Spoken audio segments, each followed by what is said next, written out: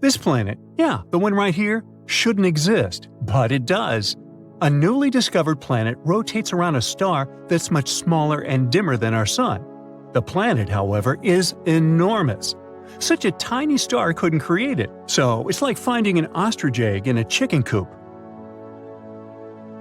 A team at Penn State built a special tool called the Habitable Zone Planet Finder. It's an instrument that's supposed to find planets around dim, cool stars. It's connected to a big telescope in Texas. The tool looks at the light from these stars, which is mostly in the near-infrared, beyond what our eyes can see. This gadget can spot changes in a star's speed caused by a planet. If the star movement slightly changes, that means there must be a gravitational pull nearby. Years ago, this technique helped find the first known exoplanet around a star like our Sun. Today, we've improved this method to make more precise measurements. Our main goal is to find Earth-like planets. They should be rocky and located in habitable zones, areas around stars where liquid water could exist. The Doppler technique isn't that great at finding Earth-like worlds yet, but works well for cool, dim stars. And that's how we discovered the impossible LHS 3154b. Planets usually form in disks made of gas and dust in space. Picture a flat, spinning cloud of tiny particles. These particles come together and stick to each other, creating a flat, rotating disk. Over time, these tiny bits combine to form a solid core. This is the starting point for a planet. Once the core is there, it attracts more dust and even gas like hydrogen and helium. But making a planet this way isn't easy. They need a lot of stuff, mass, and materials. This process is called core accretion. Stars are a huge help in that process. Usually, big stars have more gravity, so they can gather more stuff to form planets. But the star we discovered recently isn't very big. It's 9 times smaller than our Sun. A star this small shouldn't have a big enough disk to make a heavy planet. To do that, its disk should have been at least 10 times bigger. But this heavy planet, LHS 3154b, exists. Now, this mysterious planet is 13 times heavier than our Earth. It's similar in size to Neptune. It's about 50 light-years away from us in the Hercules constellation, which, in space terms, is very close. The planet is also super close to its star, completing 1 year in almost 4 days. This discovery is making scientists rethink their ideas about how planets and stars come into existence. There are new theories coming around. For example, a theory called gravitational instability. It says that, instead of the pieces coming together bit by bit, the material in the disk collapses all at once, directly creating a planet. But even with this theory, it's hard to explain how such a heavy planet could form without a really massive disk. It'll take us some time to figure out the truth. This isn't the first planet that makes us doubt our theories. Recently, scientists found another planet called Hala. This planet is orbiting a star called Baekdu, and just like the previous one, it shouldn't really exist. It's way too close to its star. Stars change a lot during their lives. Normally, when a star becomes big and prepares to leave this world, it's called the red giant stage. A star like that tends to destroy or push away any nearby planets, creating a huge mess. Hala rotates around a red giant, and it should have been swallowed or destroyed by the expanding star a long time ago. But it's still hanging there. Even though Baekdu has already started burning helium and shrunk to a smaller size than expected, Hala isn't bothered in the slightest. Scientists call Hala the Forbidden Planet. Ooh. This discovery challenges what we thought about how planets survive near aging stars. It raises 2 theories. One suggests that Baekdu was once 2 stars, a white dwarf and a red giant. Hala orbited them both, and they merged before the red giant fully expanded. This allowed Hala to survive because the extra helium from the white dwarf prevented the red giant from growing too much. The second theory says that Hala formed from the debris created when the 2 stars merged. In this scenario, Hala would be a very young planet orbiting an elderly star. Astronomers plan to continue studying Hala and look for more planets like that. Another oddball, besides me, is called LTT 9779b. This one scares us too because it's too shiny. The planet reflects 80% of the light from its star. Regular mirrors reflect from 85 to almost 100% of light, which means that this mysterious planet should look like a rough mirror, with aluminum or silver-like reflections.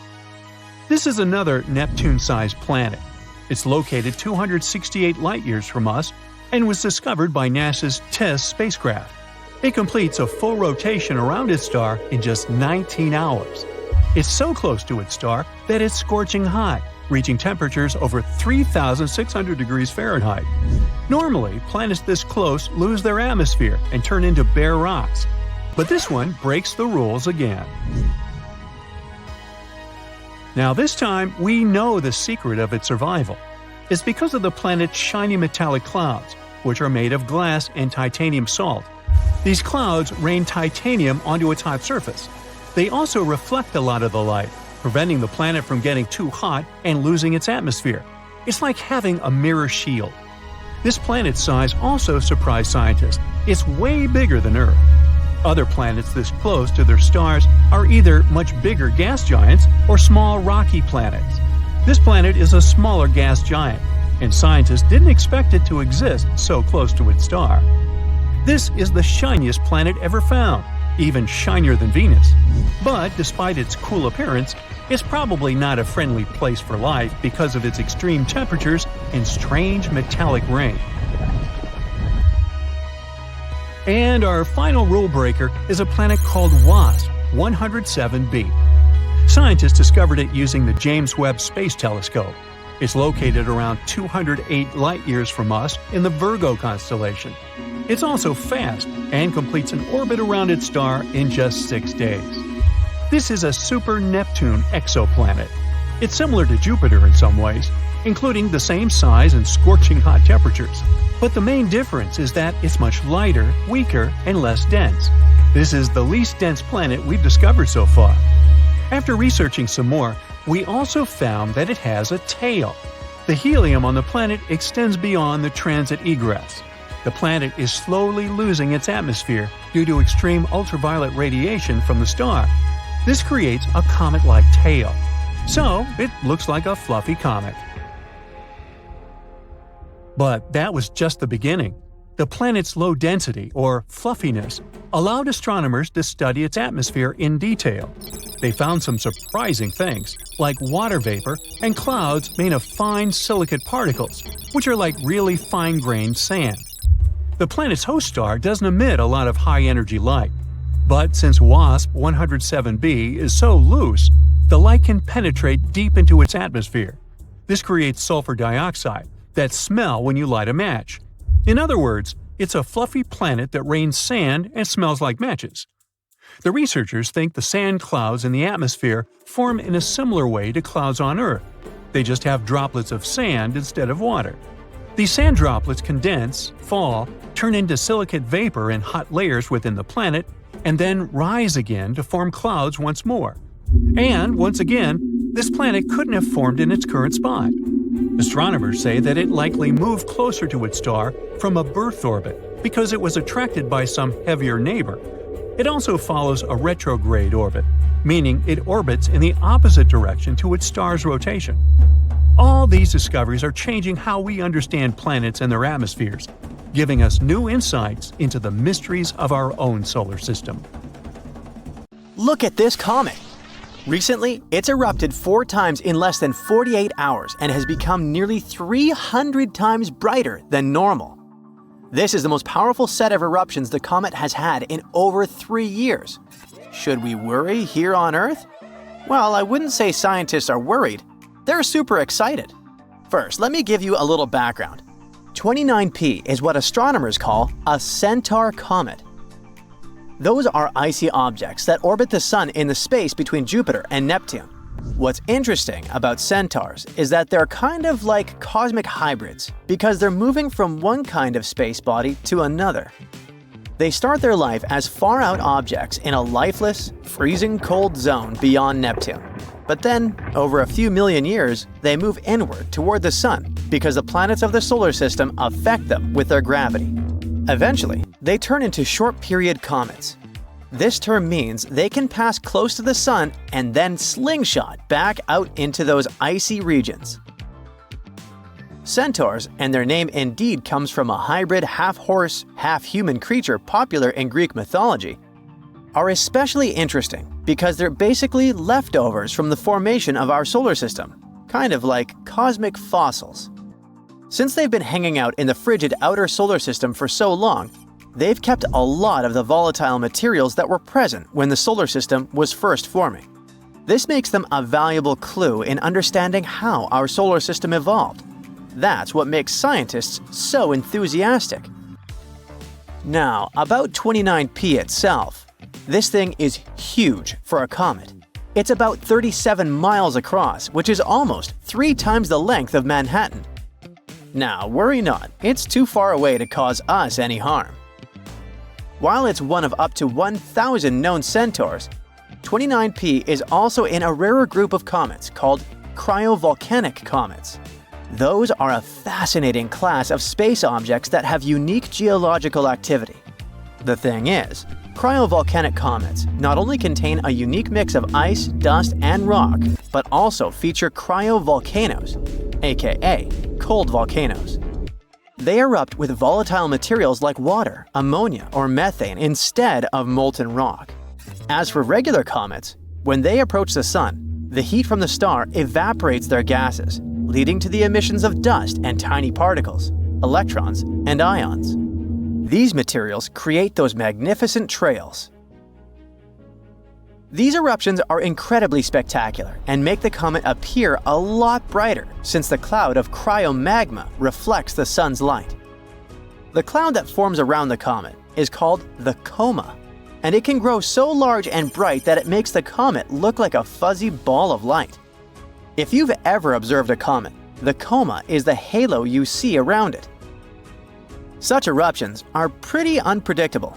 While most cryovolcanic comets follow elliptical orbits that take them far out into the solar system, 29P is on a more circular orbit, staying around the same distance from the Sun as Jupiter. You'd think that this would mean its eruptions would be more regular, but that's not the case at all. In fact, 29P erupts in a completely random and unpredictable way, and scientists are still trying to figure out why. The latest outbursts started on November 2nd, 2024, when 29P erupted for the first time in almost 2 years. This was followed by 3 more large eruptions in less than 48 hours, which really got the attention of astronomers at the British Astronomical Association. They'd been tracking 29P for a while, and they reported that the eruptions sent out a cloud of debris reflecting about 289 times more light than the comet's nucleus, which is a huge increase in brightness. Astronomers are expecting that the coma, which is growing after each eruption, could take on an unusual shape. The multiple outbursts might cause the coma to expand in a weird, irregular way. This is especially interesting because 29P hasn't had a major eruption like this since November 2022. Then it threw out over 1 million tons of debris. The last time it had a massive outburst was in September 2021, when the comet had multiple eruptions in quick succession. In addition to the confusion about its eruptions, 29P is pretty different from most other comets. Most comets have elliptical orbits that take them far out into the solar system. They spend decades, centuries, or even thousands of years far from the sun, only to erupt when they get close. But 29P doesn't do that. No, it orbits the sun once every 15 years and stays at about the same distance as Jupiter. This strange behavior makes astronomers even more eager to figure out what's going on with it. Another cool thing about 29P is that it doesn't ever get close enough to the sun to grow a tail like other famous comets, such as the once-in-a-century comet, Tsuchinshan Atlas, which has recently made headlines. It passed the closest to Earth in 80,000 years. NASA's James Webb Space Telescope has been keeping an eye on 29P, helping solve some of the mysteries about the comet. And it has recently made another groundbreaking discovery. It has detected jets of CO2, good old carbon dioxide, coming from the comet. This was the first ever detection of CO2 jets on this particular comet. Webb has also discovered a jet of carbon monoxide coming from the comet. It can tell us a lot about the composition of the comet and its outbursts. What's especially interesting is that the jets seem to come from different parts of 29P's nucleus. Even though Webb can't actually figure out the nucleus itself because it's too small to see in detail, the jets coming from different locations on the comet's surface suggest that the nucleus may be made up of multiple objects. These objects might have different compositions, and it's possible that the nucleus is more of a composite body made up of smaller chunks that came together over time. Strangely, astronomers haven't detected any water vapor in the comet's atmosphere. That's unusual because the atmospheres of most comets often contain water. Our comet might lack water vapor due to the extremely cold temperatures on its surface. It could prevent water from evaporating or vaporizing. 29P isn't the only thing that Webb is studying. The telescope has also been making some big discoveries about galaxies far, far away. For example, Webb has recently spotted a galaxy with a pretty complicated name which appeared about 1 billion years after the Big Bang. What's super weird about this galaxy is that the gas in it is shining brighter than the stars, which is really rare. This could be a missing link phase in the evolution of galaxies, something that could help astronomers understand how galaxies transitioned from the very first stars, called population 3 stars, to the types of galaxies we see today.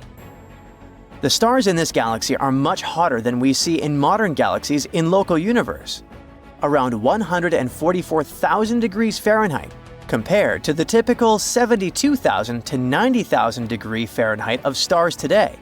This could mean that the galaxy is in the middle of a super brief but intense phase of star formation, where huge, hot stars are popping up in a dense gas cloud. And this gas cloud is glowing so brightly because it's being hit with tons of light from these stars. The research team behind this discovery says that although the galaxy doesn't have population 3 stars, because the data shows it has too much chemical complexity, it still could be a guide for understanding how galaxies evolved, from the first stars to the galaxies we're familiar with today. There are still so many questions about this galaxy. Is it a rare phase, or is it something that happens often in the early stages of galaxy formation? Astronomers are hoping to study more galaxies like this one to figure it out. As scientists continue to explore the vast expanse of the universe, they've made some incredible discoveries that have left them with more questions than answers. From a scorching super-Earth to a football-shaped world, the exoplanet discoveries of 2022 are truly out of this world. So hold on tight, the future of exoplanet discoveries is looking brighter than ever. Number 1. New type of exoplanets. Red dwarfs make up over 70% of all stars in space. So, in September of 2022, scientists decided to take a closer look at the small worlds orbiting them. What they found was amazing. New type of exoplanets that were made of half rock and half water, either in liquid or ice form. The researchers suggested that these planets likely arose from icy material and were born far away from their stars, past the ice line, where surface temperatures are freezing. But they later migrated closer in, to where the astronomers detected them. This discovery could have huge implications in the search for life in the cosmos. Though these planets are loaded with water, they might not be covered in oceans. Who knows? Maybe one of them will be the next Earth 2.0. Number 2. Jupiter-sized world. Imagine a planet so massive and mysterious, it's like a hidden Jupiter in our galaxy. Well, we just discovered one of those orbiting a star just 379 light-years away. Just. We've named it the TOI 2180b, and it's got everyone talking. Why? Well, for starters, this planet takes a whopping 261 days to orbit its star, which is much longer than most distant gas giants we've come across so far. But that's not all. The temperature on this world is surprisingly mild, averaging at a balmy 170 degrees Fahrenheit. For comparison, the temperature on Jupiter and Saturn is around minus 280 degrees. It's like a bridge between the giant exoplanets we've found and our Jupiter. But the question remains, how did this planet get to be so different? Scientists are still trying to figure that out. Let's hope that we get some answers soon. Number 3. The Hulk planet. This world is a place where the surface is covered in molten magma, and the year lasts just half a day. Welcome to TOI 1075b, an exoplanet that's been dubbed the planet Hulk by scientists. Located 200 light-years away, this super-Earth is one of the most massive ever discovered. Its proximity to its parent star causes its surface to reach scorching temperatures of 1922 degrees. It's so hot that any form of water would evaporate instantly, and the air would be filled with vaporized rock. But it's not just the heat that's impressive, it's also its size. TOI 1075b is nearly 10 times the mass of Earth, making it one of the most massive super-Earths ever discovered. But the mystery doesn't stop there. The planet's orbit takes just 14.5 hours, making it one of the shortest orbital periods ever recorded for a planet of its size. What an exciting addition to our catalog! Number 4. 3 doomed planets. Astronomers made a shocking discovery of 3 planets that are circling in a dangerous dance next to the slowly fading stars. Just a decade ago, scientists never even imagined such planets could exist. These gas giant planets, similar in size to Jupiter, orbit way too close to their slowly fading stars. They're basically walking on the edge. Take one of them, for example, dubbed TOI 2337b. Its orbit will likely send it hurtling straight into the fiery arms of its host star in less than 1 million years. Well, I won't be around then. As these stars enter their final days, they're pulling in nearby planets like a black hole, altering their orbits and potentially causing catastrophic collisions. And as these planets get closer to their stars, their atmospheres heat up and swell, leading to some mind-boggling differences in density. But despite the doom and gloom, studying these worlds could give us valuable insights into the evolution of our own solar system. Number 5. Planet with a barium's atmosphere. These are 2 hot blazing planets, each with an atmosphere made of the heaviest element ever found in an exoplanet, barium. These planets, known as Wasp 76b and Wasp 121b, are ultra-hot gas giants called super-Jupiters that orbit incredibly close to their stars. These planets are basically like giant balls of fire, with one side facing the star, cooking at temperatures hot enough to vaporize iron and other metals. But as the hot iron vapor is blown into the planet's cooler night side, it turns into liquid and falls as iron rain. And these planets held a special surprise for us. Barium is a heavy metal, about 2.5 times as heavy as iron. And yet, scientists were able to detect it in the upper layers of these planets' atmospheres. This is truly a mystery, and a puzzle we're still trying to solve. Imagine landing on a planet like this and looking at this rain of iron and the heavy barium in its skies. That would be awesomely horrifying. Number 6. The Football Planet. Get ready to have your mind blown, space enthusiasts, because we've just discovered the ultimate football-shaped planet, and it's unlike anything we've ever seen before. Meet Wasp 103b, the ultra-hot exoplanet that's more than 1,000 light-years away from Earth. This gas giant is so close to its parent star that its shape is being stretched by the intense gravitational forces. But this isn't just a fun shapeshifter. It's also a valuable scientific discovery. By studying the planet's passes across its star, we were able to measure its deformation for the first time ever. It's like taking a snapshot of a planet in motion, and it's giving us insights into the extreme conditions that these planets can endure. This is truly a great discovery. Number 7. A zodiacal light. Are you ready for a cosmic ghost story? Scientists and high school students in China have uncovered a spooky phenomenon on 3 distant exoplanets. It's called zodiacal light, a glow that's similar to the one seen here on Earth during sunset.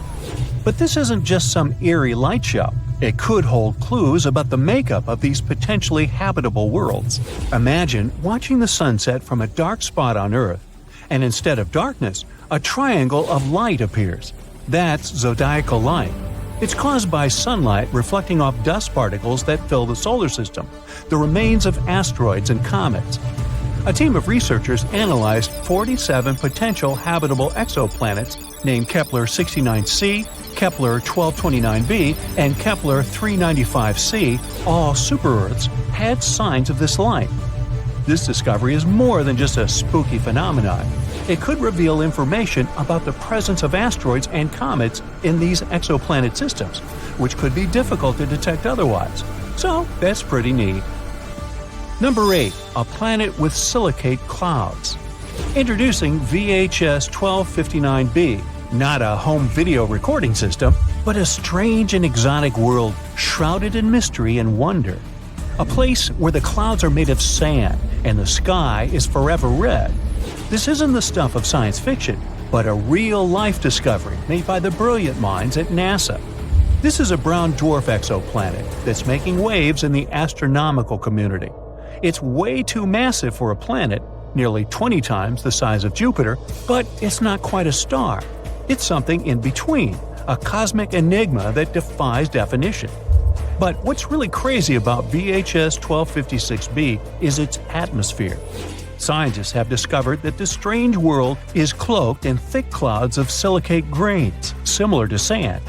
It's the first time this kind of cloud has ever been detected on an exoplanet, and it's a discovery that's sure to change the way we think about the universe and the possibilities of life beyond our world. And there you have it, folks. The year 2022 was filled with incredible discoveries and groundbreaking findings in the world of exoplanets. But this is just the beginning, as scientists and researchers continue to explore the vast expanse of space. We can only imagine what other wonders await us. So, let's keep looking. Who knows what secrets the stars hold for us next? So, Mars has several faces. No, really.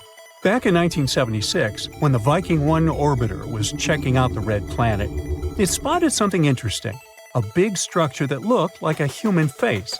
It was in the region called Cydonia. It soon became very popular. A bit later, we also discovered the so-called crown face in Libya Montes. Mars in general has a lot of strange structures on it. In 2022, we spotted a door-like structure there. NASA's Curiosity rover snapped some pictures of a rocky mound called East Cliffs on Mount Sharp. This mound has natural cracks in it, and one of them is about the size of a dog door, like something from an ancient Egyptian tomb. A lot of people hyped that story up. The image was shared widely on social media, making the crack look bigger than it really is. Some people think that it's hinting at extraterrestrial life. But after looking closely, NASA found out that it was just a narrow crack in the rocky terrain. These cracks and gaps are pretty normal in rocky areas, both on Earth and Mars. The crack formed naturally over time, maybe from wind erosion or Mars quakes. Mars is a gold mine of mysterious structures. Recently, we found some strange spiral shapes there. These are giant coils made of lava, and they look like big springs or loops. For years, we weren't sure whether Martian valleys were formed by lava or ice. These lava coils are shedding light on that mystery. Now, thanks to higher-resolution images from NASA's Mars Reconnaissance Orbiter, researchers have spotted 269 lava spirals that can't be explained by ice-related activities. What's fascinating is these lava coils are like the ones we see on Earth, like those formed by Hawaiian lava flows. These spirals are so well preserved that they were easily overlooked before. They range from 16 to almost 100 feet wide and are subtle, blending into the dusty Martian landscape. These coils can teach us a lot about Mars's composition, especially its crust and mantle. We still don't know much about those. But Mars isn't the only planet with strange structures on it. For example, Saturn, the gas giant of our solar system, has a fascinating feature at its north pole, a huge hexagon. This is a hexagon-shaped cloud pattern. It's about 9,000 miles long, making it larger than the diameter of Earth. It's thought to be a jet stream made of gases moving very fast, at about 200 miles per hour. This hexagon was first spotted by the Voyager mission in the 80s, and later seen up close by the Cassini mission in 2006. The Cassini mission noticed a change in its color from blue to golden over time. There are different ideas about why Saturn has this thing. One theory suggests it forms because of the way winds move at different speeds near Saturn's poles. Similar shapes were created in lab experiments when liquids were rotated at different speeds. Another idea suggests that a slow spinning stream of air, along with Saturn's special weather patterns, might be responsible. In 2020, we found that when storms are surrounded by winds swirling in the opposite direction, they can create a steady hexagon shape. So far, this is the most likely explanation. Saturn also got lucky with the bizarre moons. One of them is called Lapidus. This moon has a weird feature, a huge ridge that wraps around its middle like a giant belt. This basically makes it look like a giant walnut. Where's my nutcracker? This ridge is incredibly tall by our standards, around 8 up to 12 miles high and stretching 124 miles wide. It covers more than 3/4 of the moon's surface and is considered the third largest mountain range in the entire solar system. Now, we don't have a clue about how this enormous ridge formed. It's unlike anything seen on other planets or moons. There's one idea, though. The ridge might be the remnants of a dead moon. Let's say billions of years ago, a colossal impact shattered chunks of material off Lapidus. These pieces circled around the moon, forming a mini-moon or sub-satellite. And over time, the gravitational pull of Lapidus tore this mini-moon apart, creating a ring of debris around it. As the debris from this ring fell back onto Lapidus, it built up the massive ridge we see today. They think this process happened quickly, maybe over centuries. Saturn's gravity didn't interfere because, luckily, Lapidus was quite far away from it. If Lapidus was closer to Saturn, its moon might have been pulled away. But we do need more simulations to see if this theory is true. Titan, another one of Saturn's moons, also has some weird stuff going on in its methane seas. Scientists have spotted these strange bright spots called magic islands that seem to pop up and disappear over time. We have no idea what they are. Titan's atmosphere is packed with complex organic molecules that clump together and fall to its surface like snow. These magic islands might be snow clumps that soak up methane and sink very slowly. But there's a problem. In water, molecules stick together, which is why stuff can float on top of it. But methane is different. It likes to grab onto other molecules, so it makes any solid thing sink immediately. Yet, these magic islands don't sink. There's a theory that these islands might be like sponges made of ice with lots of holes. When pieces of this holy ice come loose from the edge of the lake, they can float on Titan's seas for a bit before going down under. There are also other ideas, like bubbles of nitrogen gas or waves caused by wind. We need more research to know for sure. Moons like to be weird. Just look at our own one. In 1971, we found a patch with missing soil on our moon, and it looks like a blue lake. They call this mysterious spot Ina. We first spotted it during the Apollo 15 mission in 1971. Later, the Apollo 17 mission took clearer pictures of it. This spot, shaped like a bluish D letter, is one of the weirdest things on the moon. The color comes from special rocks rich in titanium called basalts. These rocks cover Ina's floor and make it look blue. There are also bluish areas near the edges of the mounds inside Ina. Ina is unique and probably has a long history. It might have had volcanic activity, with mounds that are about 3.5 billion years old. It's similar to the surface age of the volcanic field that surrounds Ina. Now, our moon has its own face, just like those on Mars. There's an area near the moon's south pole that looks like a face, but it's just a bunch of craters and shadows that happen to make an image resembling a face when seen from far away. These craters have been there for billions of years and cover about 16% of the moon's surface. Some of these craters might even have water and ice inside of them. You might be wondering why there are so many faces in our solar system. Well, that's because our brains are wired to recognize faces, even when there aren't any. It's a phenomenon called pareidolia. Our brains try to make sense of shapes, so when we see something that looks a bit like a human, our brain turns it into one because it's familiar. Like when you see a shadow figure on a chair with clothes, or even on Mercury. Some people see shapes like Mickey Mouse. So don't worry, it's not extraterrestrial life. It's our brains that play tricks on us, making us see familiar shapes like faces even where they don't really exist. For thousands of years, people knew only about the planets Mercury, Venus, Mars, Jupiter, and Saturn, which they could see using simple telescopes, or even by the naked eye if conditions were good. But in the late 18th century, a famous astronomer named Sir William Herschel discovered a new planet that was icy blue in color. At first, people thought it was a star, but later they realized it was a planet. Today, we know it as Uranus, a planet that's more than 19 times farther away from the Sun than Earth. It's so far away that it takes Uranus 84 years to complete one trip around the Sun. This astronomer also discovered many other interesting things in space, like double stars and nebulae. In the mid-1800s, scientists noticed something pulled Uranus and strangely tugged its orbit. They thought there must be another planet out there, and they used math to predict where it would be. Finally, in 1846, they found Neptune using a telescope. It was too faint to see with the naked eye because it was too far away from the Sun. It was all so exciting. Who knows how many other planets could be there, lurking in the darkness of our solar system? Back in the mid-1800s, astronomers noticed something unusual was happening in the sky. A small rocky planet named Mercury was behaving strangely. It didn't follow the predictable orbit that was expected of it. One of the astronomers was a brilliant French scientist named Urbain Le Verrier. He came up with a theory that there could be another planet in our solar system no one had yet discovered. It would be located somewhere between Mercury and the Sun.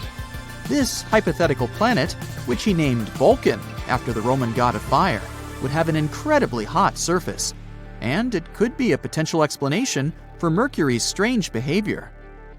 He never surely claimed Vulcan was really the one thing disturbing the orbit of Mercury. But, excited by the possibility of discovering a new planet, astronomers all over the world took the idea of Vulcan. For a planet that didn't exist, people committed to developing ideas and getting information about it. Some scientists didn't think it was likely that they had missed another planet as big as Mercury. It would have been hard not to see it by then. But there was a tiny chance of a smaller planet existing inside Mercury's orbit that was too close to the Sun, so no one could see it. One theory said it was about 13 million miles away from the Sun.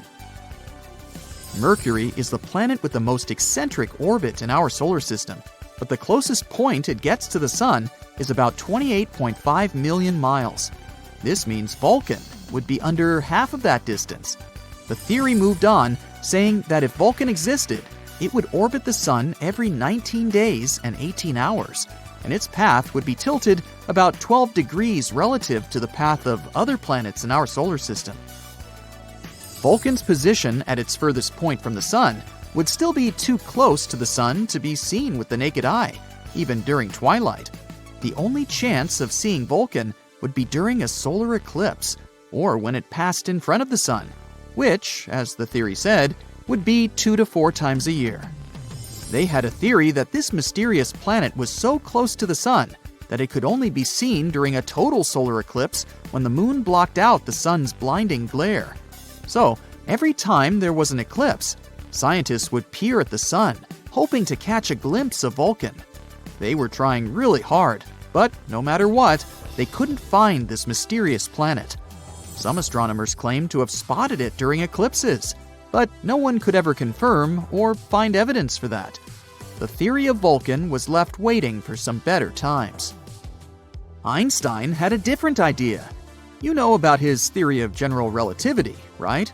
That's where he claimed gravity wasn't some sort of natural force, but a result of space-time curved because of the presence of giant space objects, like planets and stars.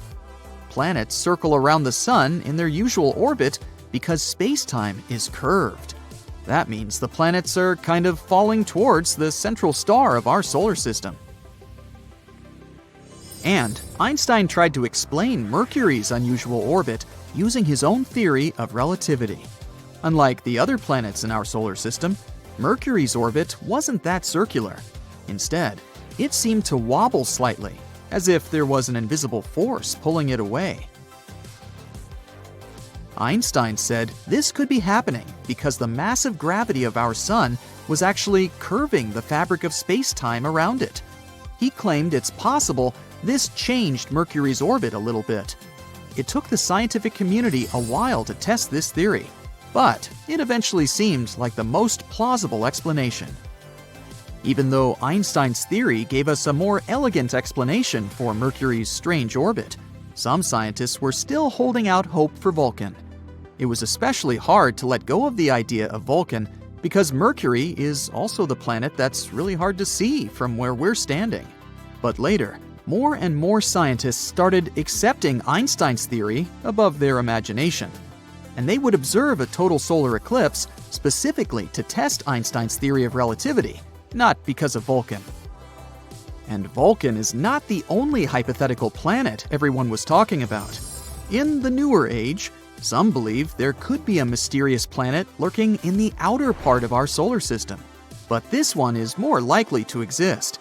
No one has seen it directly yet, but computer simulations show this so-called Planet 9, or Planet X, is probably somewhere there beyond Neptune. Neptune and Planet X could be similar in size. Planet X could be 10 times more massive than Earth and circles around our Sun in an elongated shape, which is on average 20 times farther from the Sun than Neptune. A year there may last between 10,000 to 20,000 Earth years.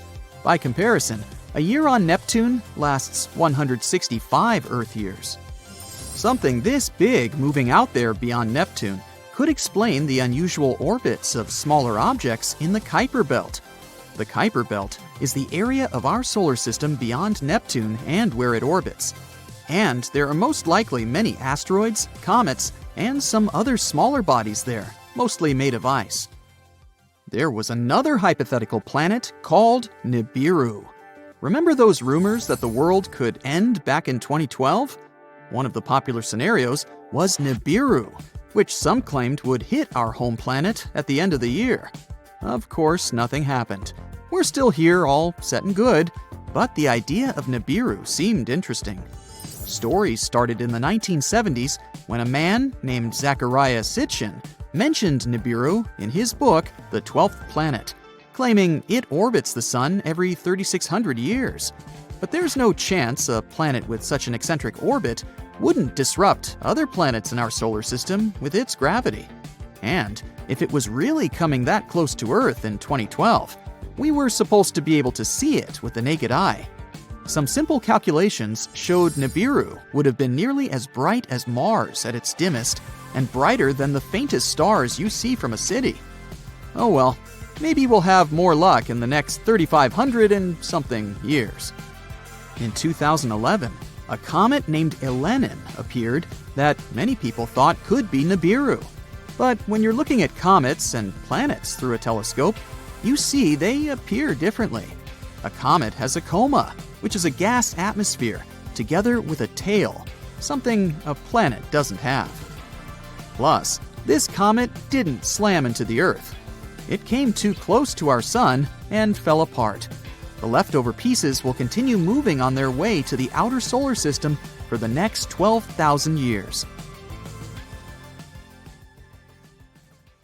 One day, NASA will build a spaceship that can take us anywhere in the universe. Probably. And when this happens, we'll be able to find a new, beautiful home. Scientists even know what exactly they're looking for. We want a planet about twice the size of Earth with an average temperature of 77 degrees Fahrenheit, with a pretty dense atmosphere. Bigger planet means more room for water and potential homes. And a dense atmosphere means more protection from nasty space stuff, as well as more lush plants and cool animals. Thanks to the James Webb Space Telescope, we can now study exoplanets better from a distance. Of course, sending astronauts there would be much better, but oh well. Discovering new planets isn't easy though. It's like trying to find a tiny firefly in a pitch-black forest. Scientists had to come up with a clever method to find very distant planets. It's called the transit method. Here's how it works. Scientists capture a series of snapshots of a distant star at different points in time. Then they scrutinize these images. They try to find any mysterious dark spots passing in front of the star. If they find one, it could very well be a planet. These snapshots hold the keys to uncovering vital information about these distant worlds. Not only do they tell us that there's a planet there, but also reveal its size, radius, and how close it is to its parent star. And most excitingly, they hint at whether it could ever become a new home for us. And now their research is finally bearing fruit. Recently, we've stumbled upon a tiny world nestled in the Cygnus constellation. It's called Kepler-22b. At first glance, it might not seem like a big deal, but this discovery has some pretty huge implications. This planet is located right in the Goldilocks zone. The Goldilocks zone, also known as the habitable zone, is a sweet area around a star where the conditions are just right for a planet to have liquid water on its surface. It's not too hot, so it doesn't evaporate, and it's not too cold, so it doesn't freeze. Hence the name from the famous story of Goldilocks and the Three Bears. So there might be water on Kepler-22b, and where there's water, there's a chance for life. And it's not just about life. Having a planet covered in oceans can be a game changer for climate stability, all because vast water bodies act like nature's thermostats. When the sun beats down on the hot parts, the water soaks up some of that heat and spreads it around like a blanket. The scorching regions cool down and the icy ones warm up and thaw out. Back in the bad old days of our Earth, the moon played a crucial role in helping water puddles spread across our planet. This is what helped our world transform from a fiery nightmare into the vibrant, life-packed orb we call home. Kepler-22b has about the same year length as our Earth. And if we're right about the whole ocean thing, scientists think its average temperature could be around a cozy 12 degrees Fahrenheit. But if this world also sports an Earth-like atmosphere, temperatures might soar up to a toasty 72 degrees. This world isn't too far away from us, only 635 light-years, which is about 3 quadrillion miles. Yeah, that's pretty close in space terms. Its sun is a yellow dwarf star, just like our sun, although there's a subtle difference. It's about 20% dimmer, so you won't see this star in the night sky even if you squint your eyes really hard. This star also happens to be quite chilly. Its temperatures are hovering around a frigid 10,000 degrees Fahrenheit, making it the Arctic of the starry skies. Luckily, Kepler-22b snuggles up to its star a bit more closely than we do to the sun. If it was in our solar system, it would find its place somewhere in between our familiar Earth and Venus. So the brightness and the temperature on this planet would be almost the same as on Earth. There are a couple of catches though. For example, this world might be quite a gymnast. It could be twirling around its star in a totally different way than Earth does. It might be tilted, like Uranus. If that's the case, the temperatures of the planet could be quite weird. You'll experience bone-chilling winters, followed by scorching hot summers. So let's hope this theory isn't true. If Kepler-22b has a normal tilt, its climate would be pretty similar to what we enjoy here on Earth. The next problem is gravity. Kepler-22b is about 2.4 Earth's size, which means the gravity there would be stronger. You'd feel noticeably heavier on this planet. It would be just like doing your everyday activities on Earth, but everything would require more effort due to the stronger gravitational pull. Simple things like climbing stairs or even just breathing would require much more energy. So it's time to build some muscles. People would have to adapt to the new conditions by having denser bones and more robust cardiovascular systems just to move around comfortably. Unfortunately, that means doing sports would be much harder too. But hey, at least people might need to consume more calories to sustain their activities. So even though you'd have to exercise more, you'll also be able to eat more delicious food. Buildings on Kepler-22b would likely be square and robust to withstand the stronger gravity, which would kinda be problematic because taller structures are super challenging and expensive to build. But the most important question is, what kind of planet is that at all? Yeah, it's the big question mark.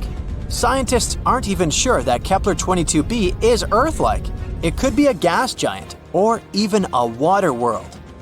A water world is a planet with a vast ocean covering its surface, and it's not just some knee-level deep water. It'll be insanely huge, thousands of miles deep and more, with no visible surface or any plants around for a long time. In that case, we could dream of building underwater cities. We could filter the water for sustenance and perhaps evolve into amphibious beings. Would that be a step backward or a leap forward in our evolution? Some scientists also lean towards the idea that Kepler-22b might be a mini Neptune. This is a legit planetary category, by the way, but that theory is still unproven. But let's say, for our sake, it's a rocky planet. Even then, we're in the dark about its atmosphere. Does it even have one? What if it's like Venus, toxic enough to make your ex look like a bouquet of roses? In that case, we'd have to dig deep into the planet's depths for survival, figure out a heat source, and hope for the best. While there's a lot we don't know, let's keep our fingers crossed and assume the planet is Earth-like. In that case, what would Kepler-22 look like? Well, because of stronger gravity, the planet's landscape might be full of rugged mountains, deep valleys, and powerful rivers.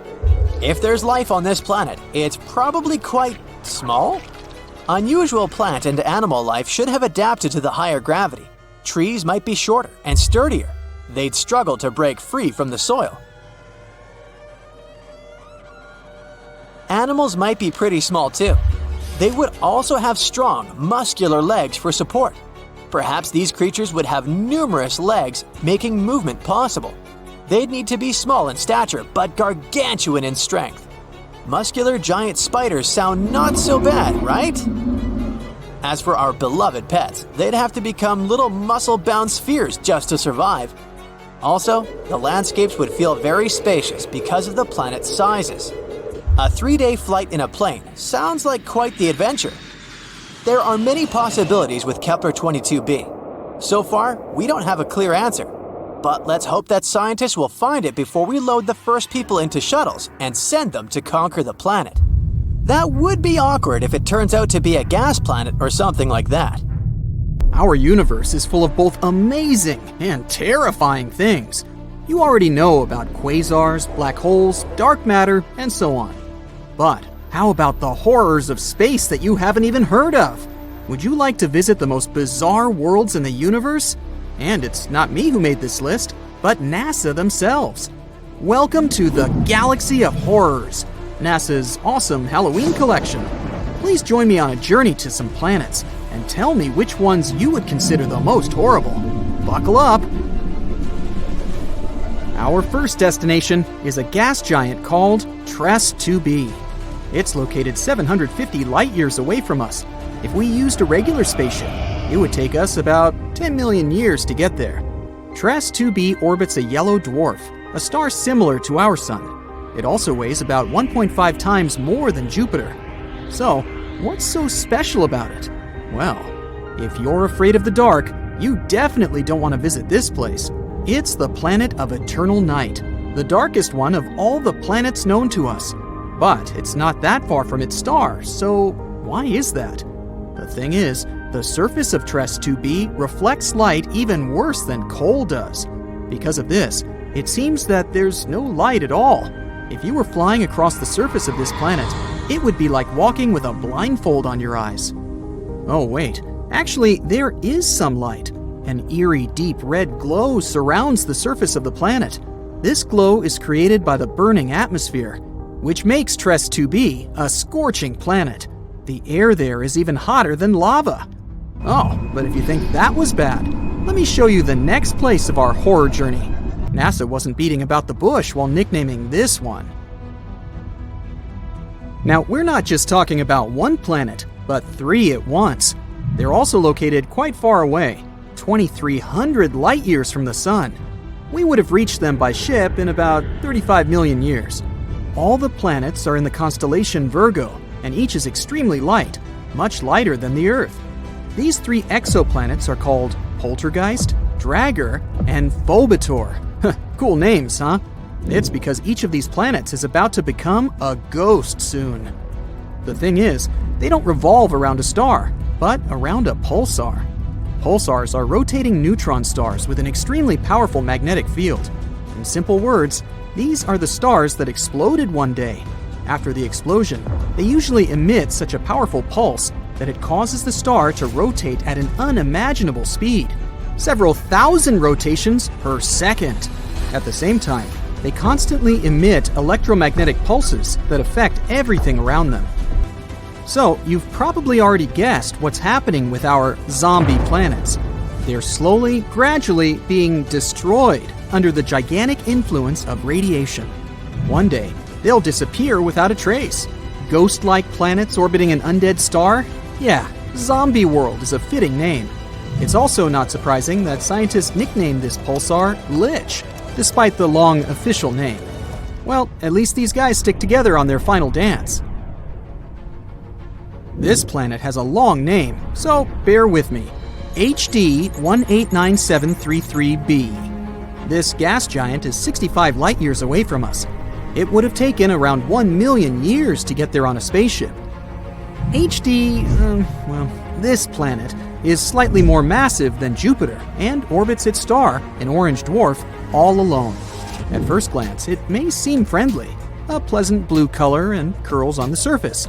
Kind of resembles a summer sky or foam on sea waves, right? Oh, looks are very deceptive, my friend. This planet has a pleasant cobalt blue color due to the hazy blow-torched atmosphere. This atmosphere contains silicates that condense when heated. In other words, the clouds on this planet have rain made of glass. Yes, it rains hot glass shards here. Oh, and if that's not enough, there's a raging wind on the surface, which is moving at a speed of 5,400 miles per hour.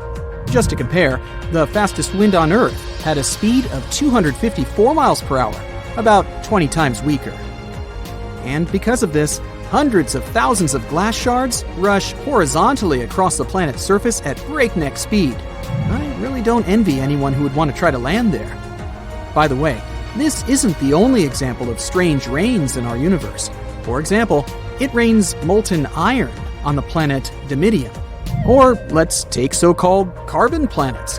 Their existence hasn't yet been proven, but if they do exist, there would be tons of black poisonous clouds, and it would rain pure gasoline and hot liquid asphalt.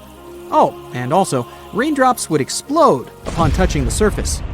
Nothing special. The next planet, though, is actually really strange.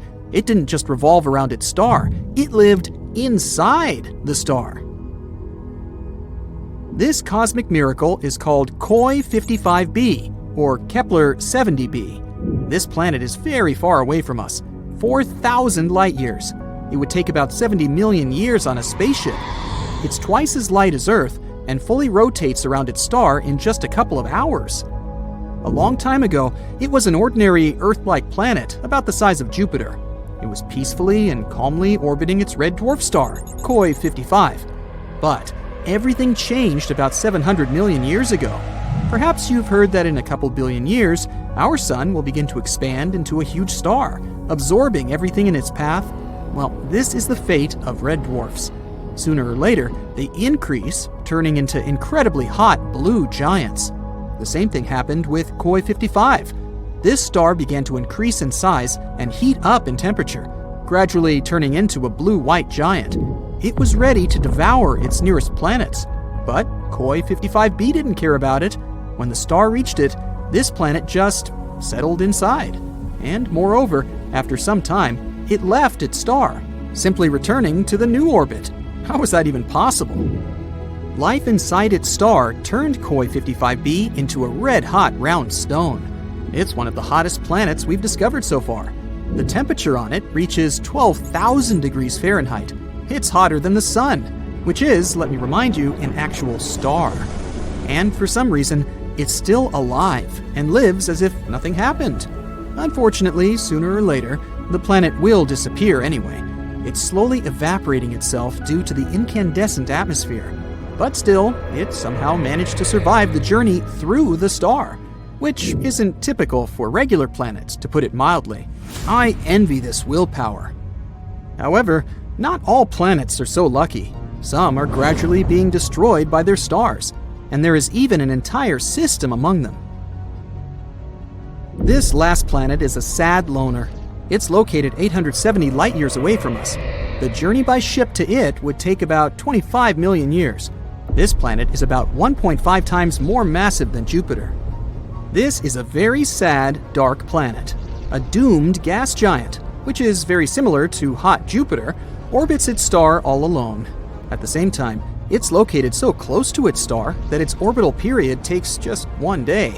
Of course, because of this proximity, the star gradually absorbs Wasp 12b. The scorching heat of the star is slowly destroying and devouring the planet's atmosphere. The planet has only around 10 million years left. But what's more interesting, because of this stretching, Wasp 12b acquired the shape of an egg. It doesn't even resemble an actual planet anymore.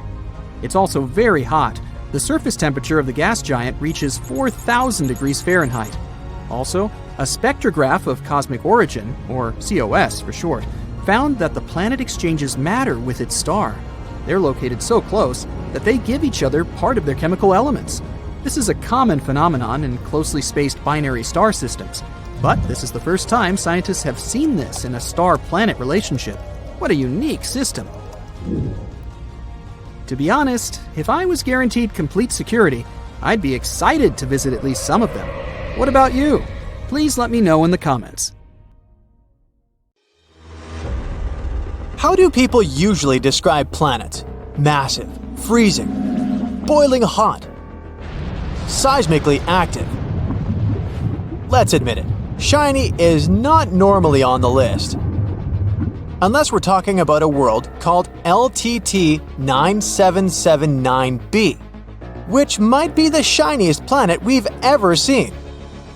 This exoplanet, which is basically any planet outside our solar system, is ultra hot and acts like a giant space mirror because it's covered with a thick layer of reflective metallic clouds. This unusual world is located about 264 light-years away from our planet. And the most amazing thing about it is that it reflects approximately 80% of all the light its parent star sends its way. For comparison, Earth reflects a mere 30% of the light it gets from the Sun. The bizarre exoplanet is even more reflective than the shiniest planet in the solar system, Venus, which reflects around 75% of sunlight due to its thick clouds. LTT 9779b is 5 times as large as Earth, which makes it the largest space mirror ever discovered. By the way, this world was found by NASA's Transiting Exoplanet Survey satellite mission in 2020. But the highly reflective nature of the planet was uncovered later thanks to a follow-up investigation conducted by the European Space Agency Exoplanet Hunting Spacecraft, CHEOPS, which stands for Characterizing Exoplanet Satellite. Now, imagine a planet the size of our ice giant Neptune. It's a burning world floating close to its star. If you stepped on its surface and looked up, you'd see heavy clouds of metals floating over your head, raining down titanium droplets. The planet's size, coupled with its insane temperatures, allow astronomers to classify the planet as an ultra-hot Neptune. Now, a planet's high reflectivity is a quality known as albedo. And in the case of our shiny world, its albedo mystifies scientists.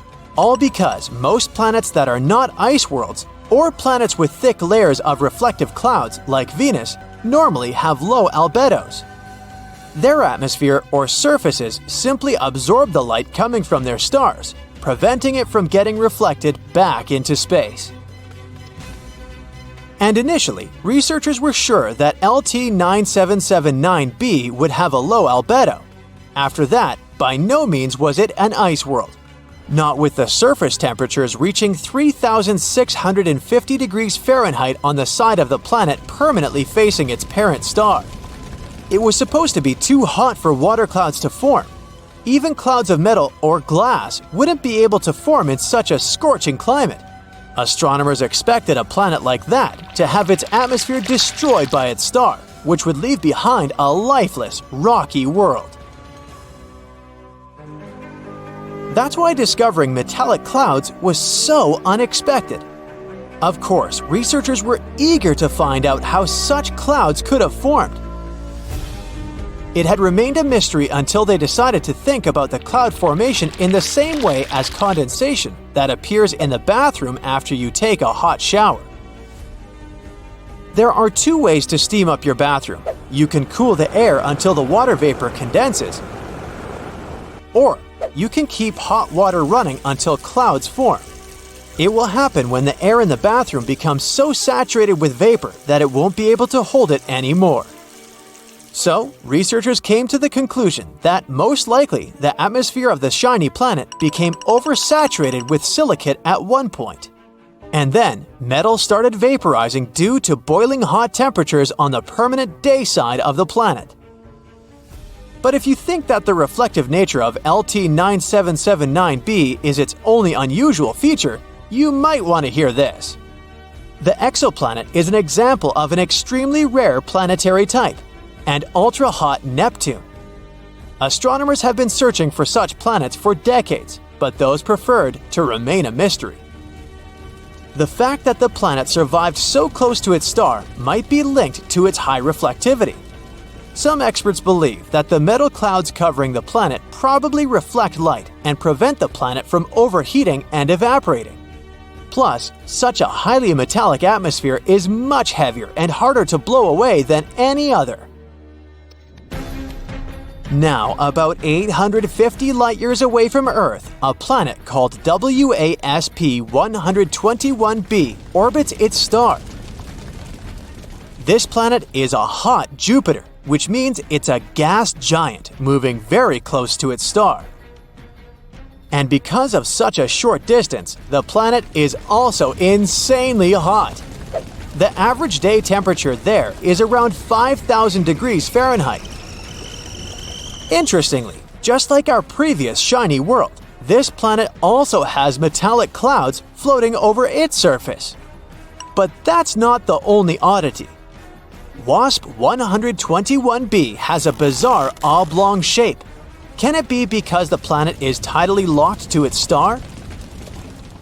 It means that one of its sides always faces the star, while the other is always turned to the darkness of the cosmos. In other words, it's always daytime on one side of the planet and nighttime on the other, which causes crazy temperature differences. Researchers think it might be the reason for the metallic clouds. The water cycle on WASP 121b is also pretty bizarre, to say the least.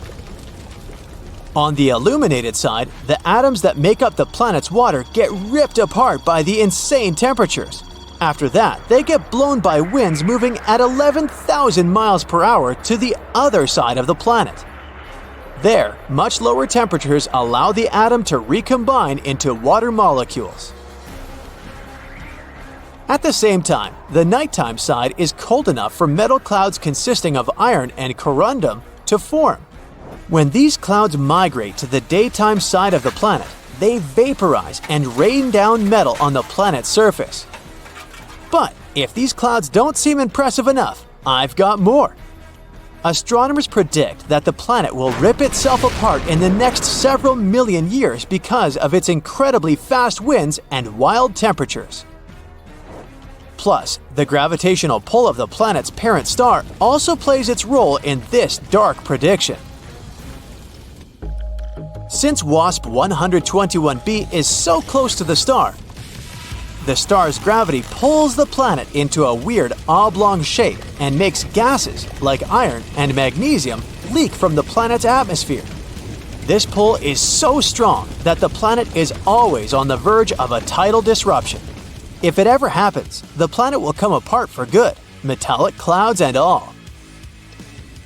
Just 20 light-years away from the Sun, which isn't such a great distance when we talk about space, a bizarre rogue planet is roaming our home Milky Way galaxy.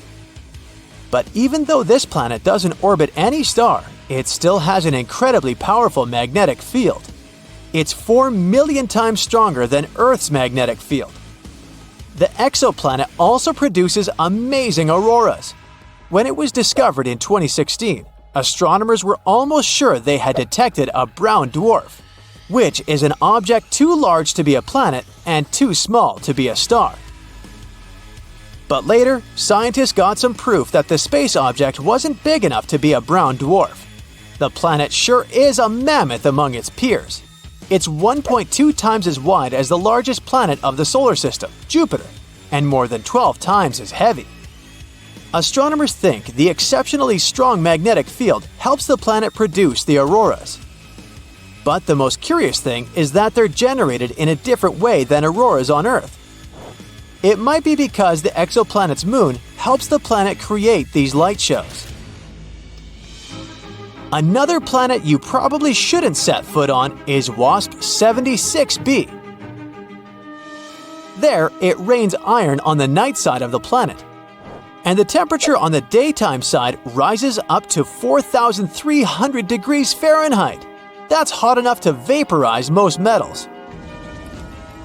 This exoplanet is a bit larger than Jupiter in terms of size and is located 640 light-years away from Earth.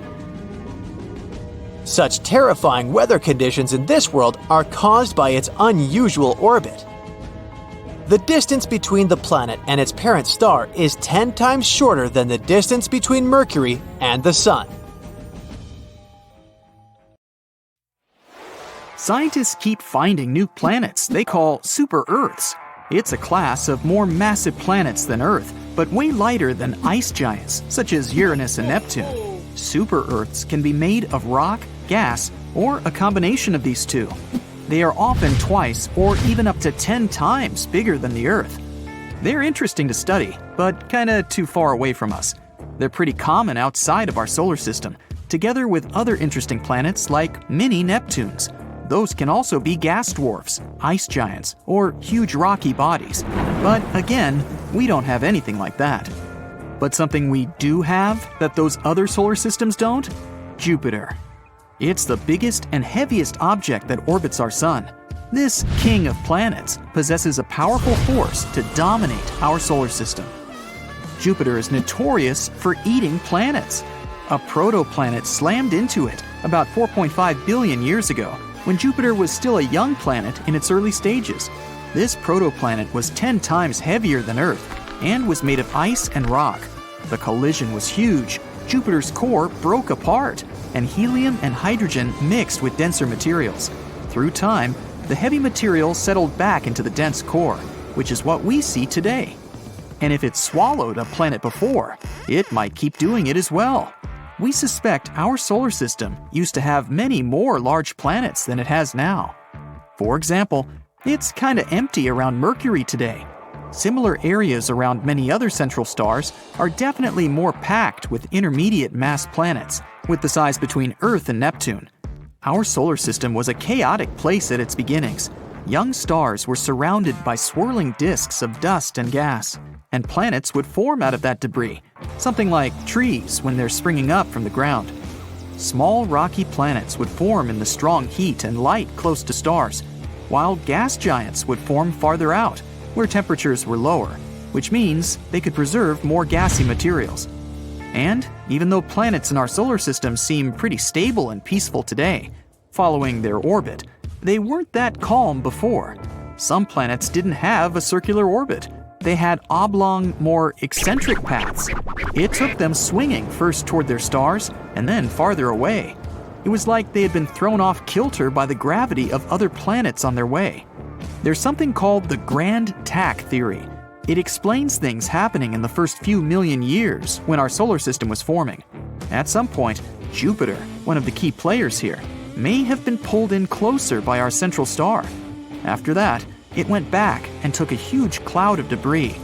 It was like a sailboat when it tacks around a buoy. This kind of messed with planets that were in the process of formation. After Saturn was fully formed, our close neighbors in the solar system cleared out a little. But if the idea about grand tack is correct, Jupiter had grabbed everything in its way, and its migrations had caused more collisions in this area. Jupiter might have delivered some of the water that now fills the oceans we have on our planet. It shepherds plenty of asteroids. From time to time, it sends some whizzing into interstellar space or amongst the planets in our solar system. It may have even taken part in the dinosaur extinction 66 million years ago. When the huge space rock hit the Earth, it left a crater off the coast of the Yucatan Peninsula in Mexico. It all caused earthquakes, volcanic eruptions, and tsunamis that made a huge impact on all animal and plant life on Earth. No one knows where it came from. We're not even sure if it was an asteroid or a comet. One theory says it may have been a comet that came from the Oort cloud, which is made of icy debris and is located somewhere at the edge of our solar system. It could have been bumped off course by Jupiter and its powerful gravitational force. This way, our solar system was like a pinball machine, where Jupiter, the biggest planet, kicks incoming comets into orbits that send them closer to the Sun. When these comets are near the Sun, they can go through strong tidal forces that break them apart and eventually create shrapnel-like pieces of a comet. That event was a point when our mammalian ancestors started to rule. That means without Jupiter, there might not be us either, nor the Earth. It seemed like our biggest planet came swinging in, destroyed older planets, and cleared the way for smaller worlds like ours. Jupiter may have been the reason why we can't find Planet 9 right now. Scientists believe it exists, and they think it could be hiding somewhere beyond Neptune, but not Pluto. There are 3 zones in our solar system: the inner planets, outer planets, and whatever there is beyond. The mysterious planet could be the size of the Earth or Mars. It swirled among the gas giants before they eventually swept it toward the outer parts of our solar system, or even somewhere into deep space. Jupiter has stripes because of differences in temperature, atmospheric gas, and chemical composition. Scientists used to think the only reason for these different colors was the mighty atmospheric wind and material circulating between layers of the atmosphere. Now we know the light-colored stripes, or so-called zones, show us where the gas rises. When the stripes are dark-colored, they're called belts and can tell us where gas is sinking. Jupiter's moons could also be why the planet is stripy, because they're tugging on its atmospheric convection cells. At the center of Jupiter, there's a dense liquid core made of helium and metallic hydrogen, together with dissolved heavier elements. As we go further from its center, the temperature and pressure inside the planet drop off. That way, the liquid interior gives way to gases from the atmosphere. Again, mostly helium and hydrogen. No one knows how deep this liquid-gas boundary lies, but the planet is probably fully liquid a couple of thousand miles under its cloud tops. Jupiter would still be bigger than some other giants, like Saturn, if we could strip its gases. Jupiter is sometimes even called a failed star, although that's not quite correct. It's mostly made of hydrogen, like regular stars, but it's still not massive enough to start thermonuclear reactions in its core, which would eventually turn it into a real star. In theory, every object could be turned into a star if you only add enough matter to it. If there's enough mass, the temperature and internal pressure will increase and start thermonuclear reactions. So, to turn Jupiter into a star, such as the Sun, you'd have to make it 1,000 times more massive. But to form a cooler red dwarf, you'd only need 80 Jupiter masses more. That way, Jupiter won't spontaneously become a new star of our solar system. But if many space objects with similar mass collide with it, or in other words, if Jupiter eats them, then maybe. You never know. But in theory, if it could become a massive star, it would have stopped other planets from forming in stable orbits.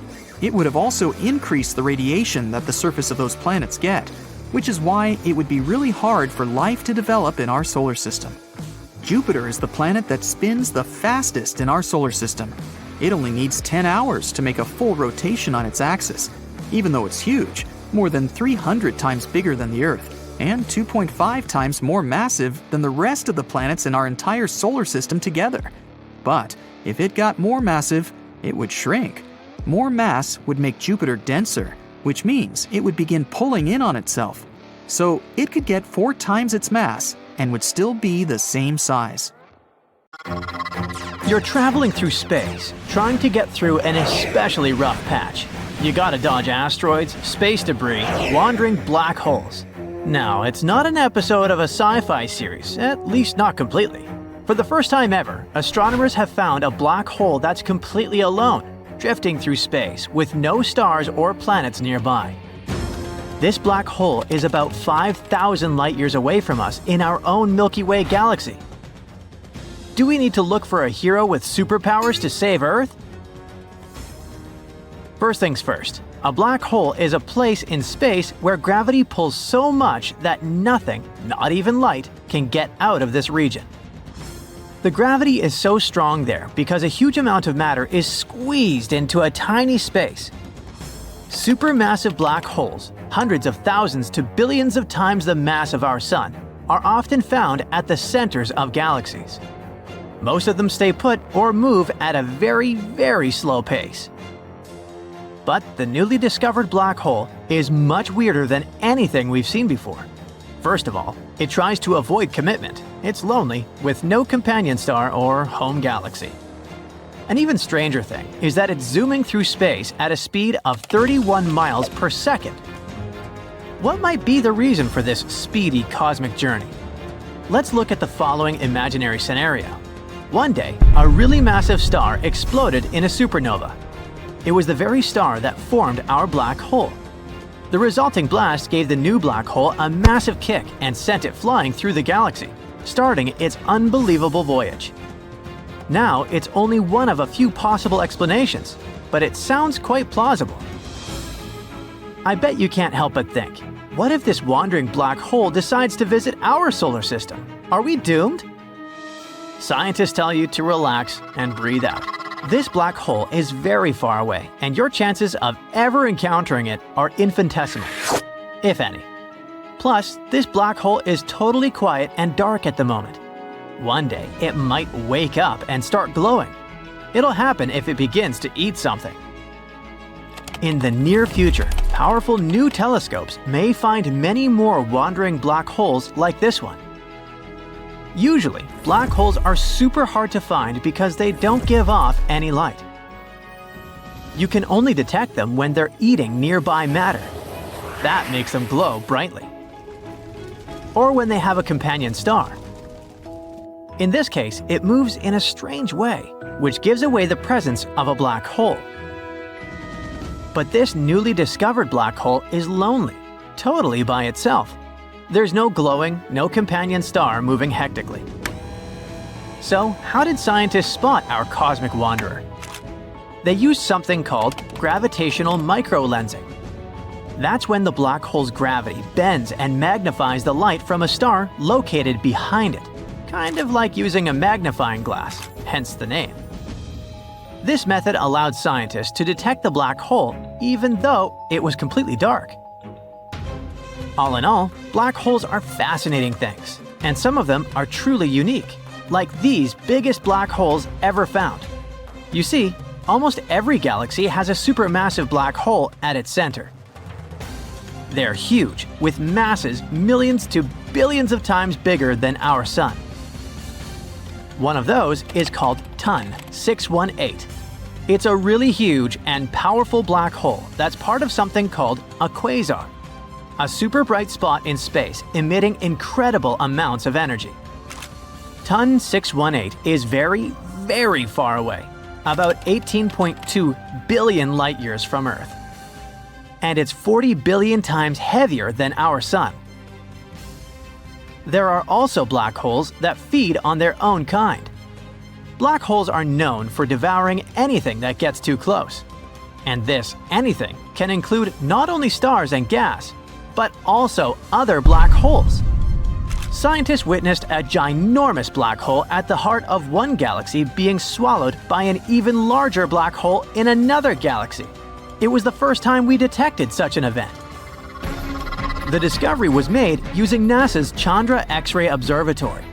One black hole weighs about 30 million times the mass of the Sun, while the other has at least 1 million times the mass of the Sun. Then, there is a bullet-shooting black hole. Apparently, black holes don't just swallow matter, they can also shoot it out. For example, astronomers studied one relatively small black hole, which is about 28,000 light-years from Earth and weighs between 5 to 10 times the mass of the Sun. And they saw how this black hole pulled matter off a companion star and then blasted some of it out in the form of huge bullets of gas. These bullets are super fast. They move at nearly a quarter the speed of light. Some black holes spin incredibly fast, twisting space around them at extreme speeds. One example is a black hole located in the constellation Agila, about 35,000 light-years from Earth. This black hole spins at a staggering speed of more than 950 times per second. If you could place an object on the edge of this black hole's event horizon, it would spin around the black hole at 333 million miles per hour. That's nearly half the speed of light. The smallest black hole discovered so far has been nicknamed the Unicorn. Located 1,500 light-years away from Earth, it's around 3 times the mass of our Sun. This makes it very close to the smallest possible size for a stable black hole. While black holes themselves are far away and difficult to study directly, scientists find new clever ways to study their properties right here on Earth. They've been able to recreate certain features of black holes in the lab. For example, black holes have a gravitational pull so strong that nothing, including light, can escape once it crosses the event horizon. To understand this better, researchers have created an artificial event horizon using fiber optics. They've also been able to simulate Hawking radiation, the kind that likely escapes black holes, by setting up experiments in the lab. These lab-created mini black holes help scientists understand the mysterious properties of real black holes.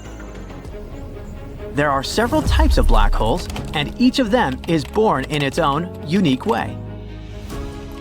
Primordial black holes are believed to have formed right after the Big Bang, when the universe was very young. Stellar black holes form when a massive star collapses in on itself. This causes a supernova, where the outer layers of the star explode into space and the core turns into a black hole. As for supermassive black holes, they're thought to have formed alongside the galaxies they're in. The size of the black hole is usually related to the size and mass of the galaxy.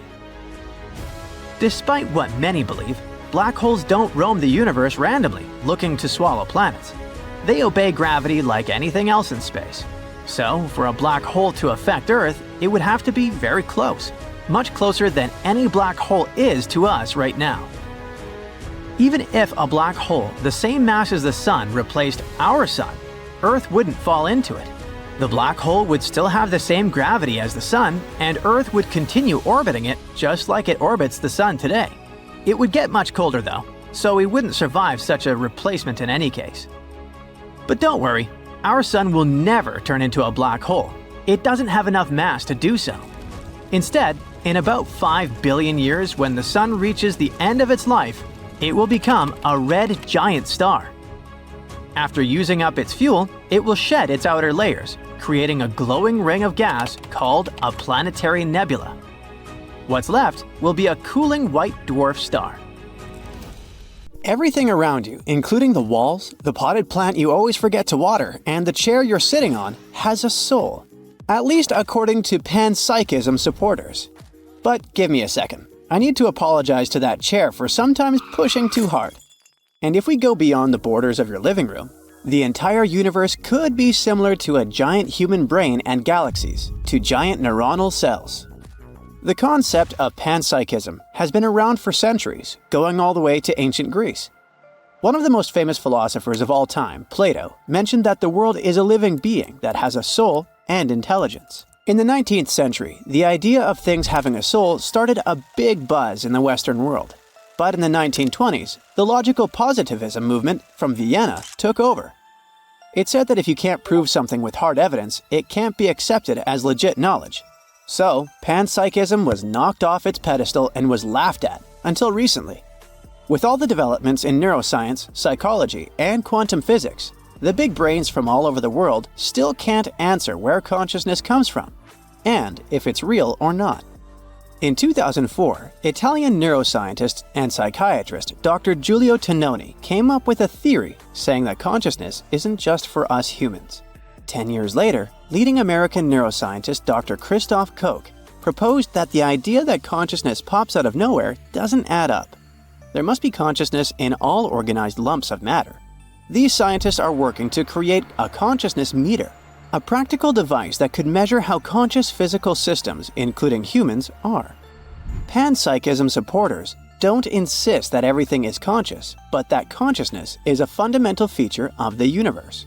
So its most important building blocks, the electrons and quarks, are super simple forms. But they are the basis for super complex ones, like that of a human brain. It doesn't mean your chair is conscious and can start talking to you any minute. It means that the tiny particles it's made of have some kind of rudimentary experience. If it's correct, then it could change what we believed for centuries, that humans are superior to everything else in the universe. It's kind of like a Copernican revolution when humanity had to admit we're just one planet out of many, and not the center of the cosmos. This time, it has to do with our own consciousness, and we need to accept it and be more careful with the world around us. In the last 10 years, scientists have found that cephalopods are playful and creative. Fungi communicate with each other and other species, and honeybees can recognize faces and make collective decisions. Plants can feel when you touch them. Some of them can even identify the sound of running water and grow in its direction. Even slime mold, a single-celled organism with no brain or nervous system, can make decisions and figure out the best grub to munch on. Scientists even did an experiment where they laid out oat flakes like a map of Tokyo, and the slime mold went to work, building its own little subway system to slurp up all the nutrients. Looks like consciousness is everywhere. Not all scientists support this way of thinking, though, and say panpsychism is in a metaphysical limbo. According to them, we're too focused on what we can see and feel, forgetting that consciousness is connected to the brain processes. If everything from morning coffee to rocks has some inner glow, then why is consciousness such a big deal at all? And would the world function just the same way without us humans and our consciousness? Some scientists think it would go on just fine, and others are sure it wouldn't exist in the same form, because some things only exist because we perceive them. Light, for example, is made of tiny particles called photons, and it still acts like a wave sometimes. When we watch these photons one by one, they draw that wavy pattern on the wall. As soon as we try to peek at these particles, they change their behavior, like they know they're being watched. Some scientists say it's all about physical principles and probabilities, and others are sure it's our consciousness that's pulling the strings. Recent research suggests that even if nobody's watching, these particles still do their thing, and they might be observed by something beyond our human senses. It could be the universe itself watching, which means its consciousness as a whole.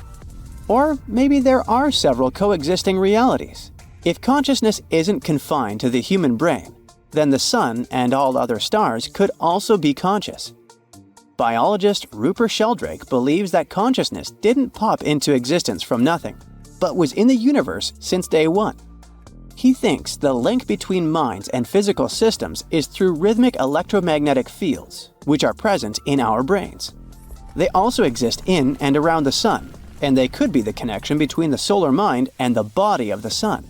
And if the sun and the 100 billion other stars making up the Milky Way do have a mind of their own, then they probably don't move under the influence of gravitation or dark matter.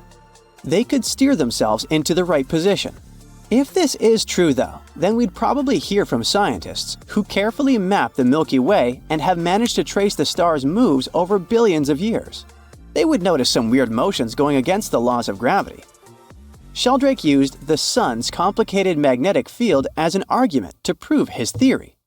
But there's something even more complex to study and explain out there. On Earth and other planets, the magnetic field lines come from geographic poles, but not on Uranus.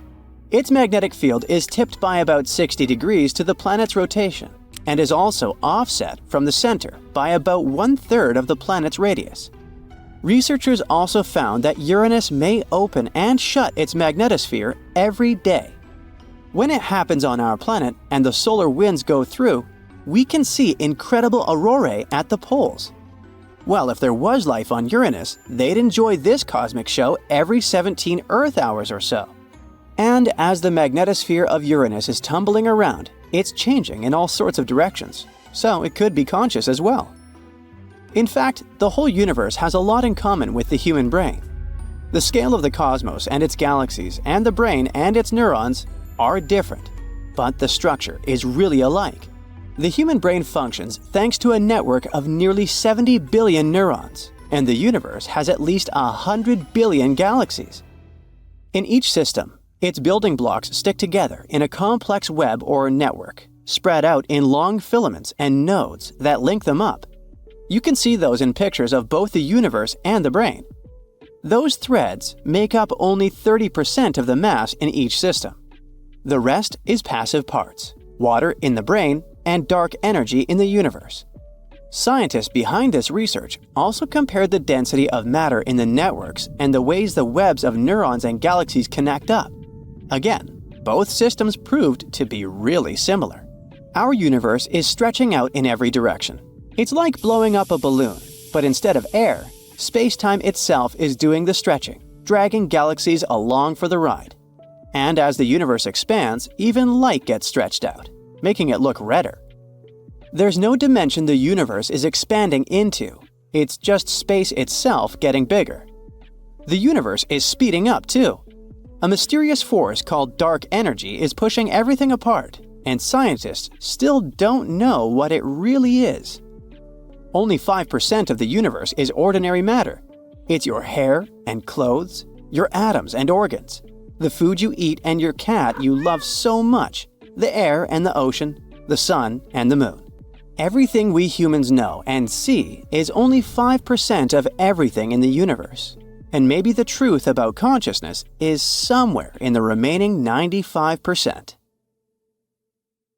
Imagine a planet with no sun. Once it became unwanted in its own star systems and got ejected into the soulless emptiness of space. Or maybe it didn't even have its own star system. It was born lonely.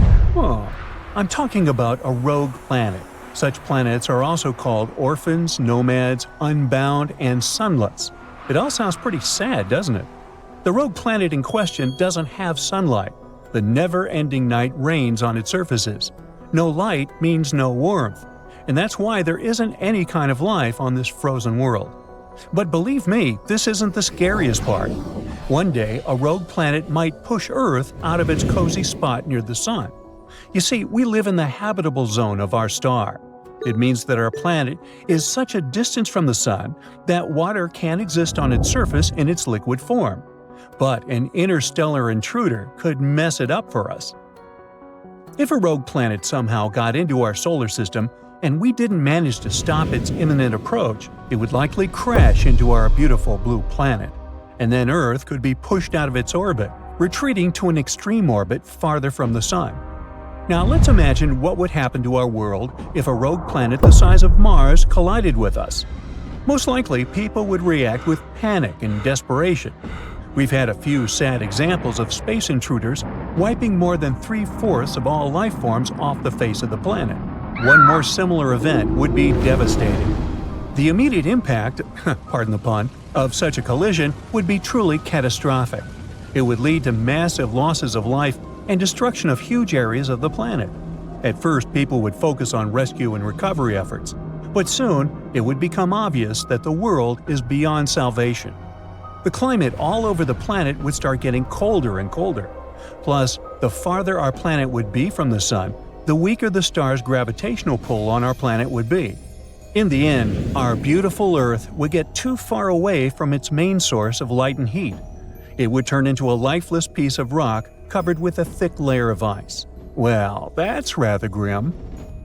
But what if humanity had foreseen this catastrophe and prepared for it in advance? What would our life look like, and where would we live after the cosmic disaster? If, by the time of the collision, people had already established a colony on Mars, we would probably have some time to leave Earth and set off for the Red Planet. But would it even be possible to transform this distant world so that it became capable of supporting human life? Oh, and it would no doubt be an enormous feat. You see, Mars is an extremely dangerous place to us. If you somehow teleported there without any protective suit, the gas in your blood would instantly turn into bubbles, which is not good. Add oxygen deprivation, cold exposure, and radiation poisoning to the equation, well, you get the picture. But if a rogue planet destroyed life on Earth, we'd have no choice. We would need to create a stronger magnetosphere on the red planet to shield it from the sun's ultraviolet radiation. For the same reason, Mars would need a thicker atmosphere too. Right now, the Martian atmosphere is almost entirely composed of carbon dioxide with tiny amounts of oxygen. This air is not suitable for people. For humans to live there comfortably, Mars would also need to be warmer. And if we managed to somehow warm the planet up, we'd also be able to release frozen carbon dioxide. At the moment, there are vast reserves of this gas at the red planet's polar caps and other areas. It would help the atmosphere to become thicker, making it possible for water to exist on the surface of the planet. Also, we would need some place to live. NASA has been experimenting with light inflatable habitats, but obviously, it wouldn't be a long-term solution. At the same time, it's incredibly expensive to deliver building materials to Mars, especially if we were pressed for time, escaping our poor, collapsing Earth. So instead of shipping prefabricated construction elements to the red planet, we could grow them right on its surface. We could achieve this with the help of fungi and cyanobacteria. They can produce tons of biominerals like calcium carbonate, as well as biopolymers. They would be able to glue Martian rocky material covering bedrock into real building blocks. In other words, bricks on Mars would be growing on their own, and we'd only have to assemble them into different structures, like walls, floors, and even furniture. At the same time, such a young colony wouldn't be able to survive for more than a generation without getting more supplies from Earth. But, as you understand, this option would be unavailable. Then, maybe people would move to colonies located on numerous space stations located far enough from the impact event. In this case, we would be able to avoid the destruction.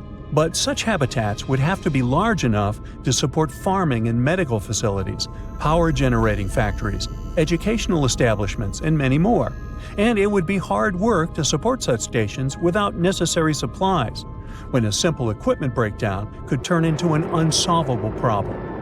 But let's imagine that our descendants decided to find Earth several thousand years later and succeeded. As you remember, our planet would have changed its position, hanging out way further from the Sun. Now, hopefully, Earth would have regained its magnetic field after the impact, as well as a little of its original atmosphere. But those who would return to Earth would need water, oxygen, and sufficient atmospheric pressure. And while the new pressure on the planet would probably be suitable for life, most likely there wouldn't be enough oxygen to support unaided breathing. To get a new supply of oxygen, people would need photosynthetic bacteria. Would we find any on the deserted planet? Probably yes. Most, or at least some bacteria would survive, maybe somewhere deep under the surface, maybe in the depths of the oceans if any remained on the planet.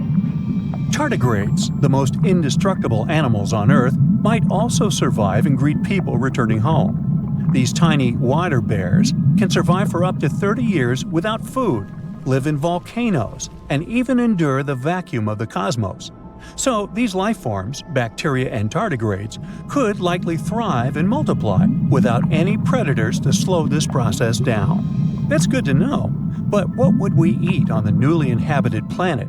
Tardigrades are not a diet a person could live on. Well, we could still find some frozen seeds remaining on the planet, or we could keep them on our space stations. Earth's soil could be filled with nutrients remaining after the catastrophic events of the past. People would start planting seeds, trying to get used to the harsh conditions of life on the once deserted planet. And still, it would be better than soulless space stations. Luckily, a rogue planet is unlikely not only to hit Earth, but even to come close to our planet. The appearances of such space travelers are extremely rare, and with how fast our technologies are developing these days, astronomers would spot such a large celestial object appearing in the neighborhood or even in the entire solar system. It would happen long before a rogue planet turned into a threat to our planet. If it got too close to us, We would use one of the methods developed to prevent asteroids from hitting the surface of the planet. There are quite a few. For example, a kinetic impactor. This technique requires hitting an asteroid to make it change its orbit until it's no longer a threat to our planet. Or we could use a gravity tractor asteroid deflection method. That's when a robotic probe meets a space rock, or in our case, a rogue planet, and accompanies it for a few months or even years. Over time, the spaceship's gravity starts affecting the space body, adjusting its trajectory. There's even spray painting celestial objects. I'm not kidding. Darker surfaces tend to reflect less light, while lighter reflect more. Toying with these features, we can make a rogue planet change its course. If we found enough paint to cover an entire planet, that is. Breaking news! Turns out that potentially habitable planets aren't as rare as we thought. Scientists found out that they were wrong about how water appeared on Earth. So let's see what these new discoveries tell us about life in the universe. Water is essential for life, and scientists are always on the lookout for other habitable planets and stars with it. But did you know that Earth's water might have come from outer space? Recently, they took a sneak peek at a young star called V883 Orionis. This star is located about 1,300 light-years away from us, and they spotted something incredible: water vapor surrounding the star. Of course, they decided to study it, and that's when they realized that the composition of this water is remarkably similar to the one in our own solar system. This discovery, among many others, confirms that Earth's water was brought to us from space. But how exactly did it happen? And where did it originally come from? When a star is being born, it's surrounded by a big cloud made of gas and dust called a molecular cloud. It's like a cosmic fog. Inside this cloud, there are special things floating around, including water vapor. Now, where does this water vapor come from? Well, new water molecules could form in molecular clouds through some fancy chemical reactions. Most of the water vapor originates near the surface of the cloud, and that it doesn't extend into the cloud by more than about 1/100th of a light year, probably because it turns into ice. Now, in the really cold and crowded parts of these clouds, the water vapor can turn into ice and stick to tiny particles of dust. And together, these dust particles create something else: a special disk called a protoplanetary disk. This disk of gas and dust is like a cozy blanket surrounding the star, and it's made up of tons of little particles with ice on it. As the dust particles bump into each other and stick together, they come together and form bigger and bigger objects: comets, planets, and other celestial objects.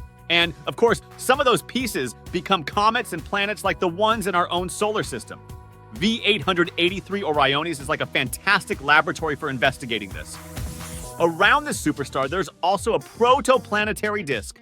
Scientists had a feeling that when these young stars get really hot, they might release bursts of heat that can turn some of that frozen ice into water vapor. They wanted to investigate this exciting idea. To make sure they were right, they used a super powerful radio telescope called ALMA to look at V883 Orionis. And guess what they found? They detected water in the form of gas in that system. So the idea turned out to be correct. They also compared the amount of our regular water to the one found in that disk. The space water turned out to have a heavier form of hydrogen called deuterium. It was the first time we compared our water to an interstellar one. By doing this, the scientists were able to finally make connections between the water in that star, the comets in our solar system, and the one in the early stages of star formation. Okay, now we know where water comes from in the universe. It's formed when hydrogen and oxygen combine together in all sorts of cosmic clouds of dust and gas. And usually first it's ice. Although sometimes the hot breath of stars can melt it and turn into vapor. Anyway, these pieces of ice fall on particles of dust and rock. The little particles grow for a long time and form into comets, asteroids, and so on. And then these comets and asteroids spread water across the universe. But how did the water get to the Earth? Well, scientists used to think that it was brought to us by comets and asteroids. They crashed into our planet a lot and eventually brought a lot of water to it. But now that we learned more, they have a new theory. Now they believe that Earth, rather than relying on icy comets, greedily sucked up water from its surroundings. Around 4.5 billion years ago, when our sun was a young star, it was also surrounded by a protoplanetary disk. So, the process of forming water in our solar system worked just like we discussed before. In other words, we also had some icy particles within our solar system. And Earth, like a celestial sponge, absorbed these ice and vapor from its nearest surroundings. It quenched water from teeny tiny pebbles floating around. What a thirsty planet! And this entire process took just a few million years, not hundreds of millions of years like we previously thought. Why is it important? Because it changes our understanding of how life can form in the universe. We used to think that planets with water on them were super rare. We thought that they had water delivered on them through tons of collisions, that it should take hundreds of millions of years, that the planet should be super lucky, and so on.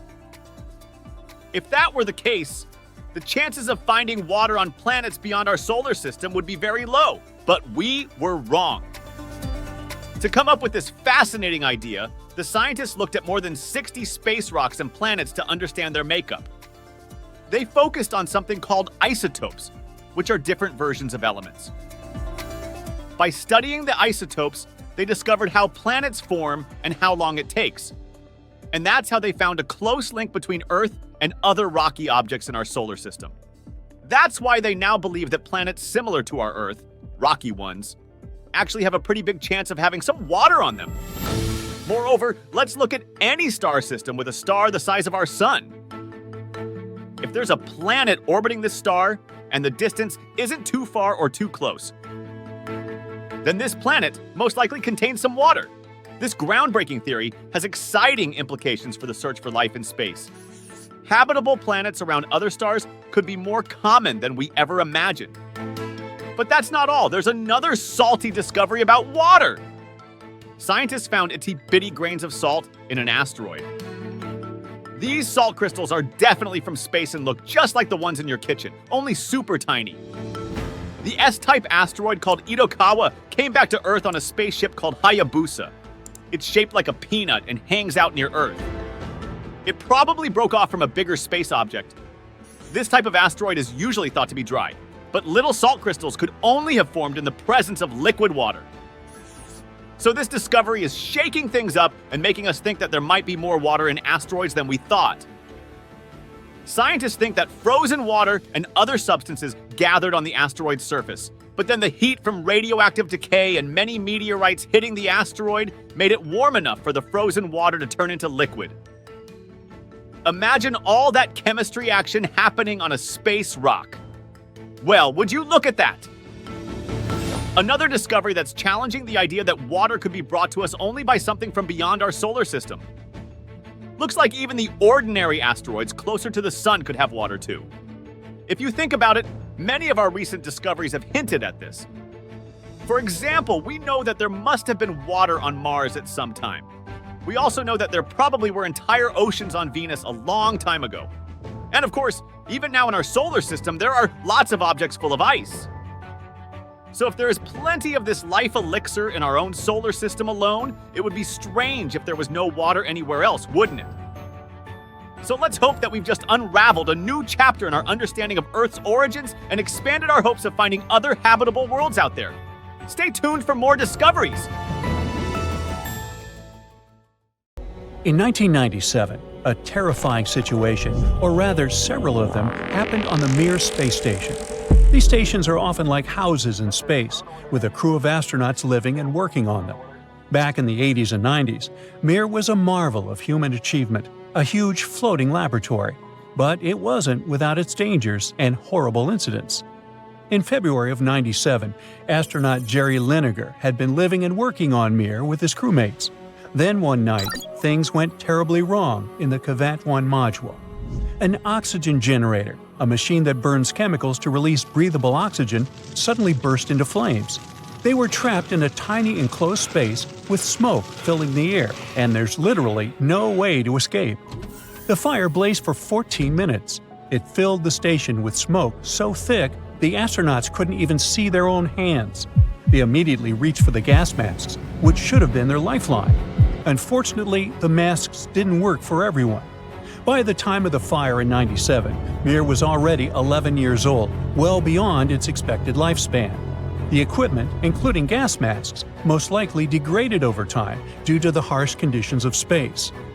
The Mir underwent regular resupply missions, but regular maintenance is challenging due to how costly and complex space missions are. And when they tried to grab fire extinguishers, they found them strapped to the walls too tightly to use easily. It was just one disaster after another. Luckily, the fire finally burned itself out, but not before leaving burns on some of the crew. Liniger, who was a trained physician, treated his crewmates. He also wrote a report for NASA about the incident, but NASA downplayed the event, treating it as a useful learning experience for future missions. Besides, it wasn't the first incident like that. On an earlier Mir expedition, the oxygen generator also burned for a few seconds.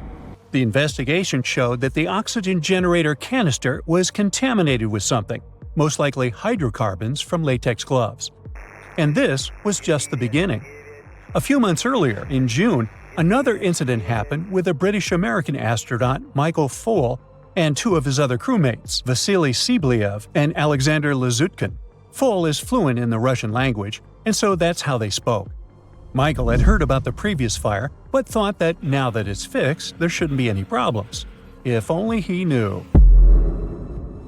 One day, a cargo spaceship called Progress was supposed to bring supplies to the station, stuff like food and equipment.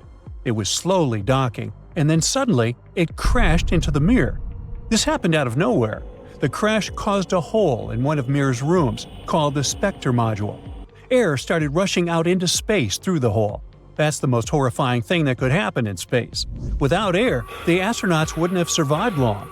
They had only 23 minutes before they would lose consciousness. Foale's ears began popping as the pressure dropped. But fortunately, they all went through NASA's intense training and were prepared for stuff like this. Michael went to the Soyuz capsule, a space station lifeboat. If things got worse, he planned to use it to escape back to Earth. He was waiting for his crewmates. But to his shock, they didn't show up. Instead, they stayed behind to find the hole and fix the station. In situations like this, it's prescribed not to risk it and evacuate. But Vasily and Alexander decided to try and save it. Michael was waiting for them, but he could hear them shouting to each other in Russian as they desperately tried to fix things. Time was running out. There was only 7 minutes of air left. And finally, they managed to seal the broken module and stop the airlink. But just as they thought they could take a breath, another problem came up. The crash had damaged the station's solar panels. In just moments, the entire space station lost all its power.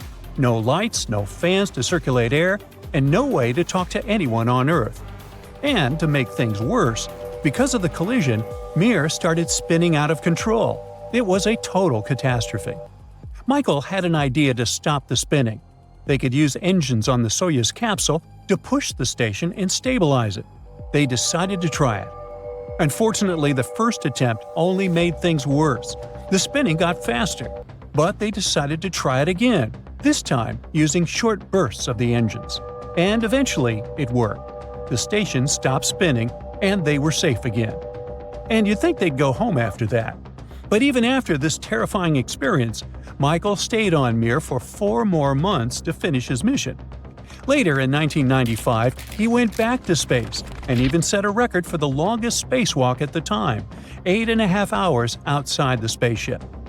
But Mir was just getting worse. The stress of living there was so intense that Vasily Siblyev developed heart problems during that mission.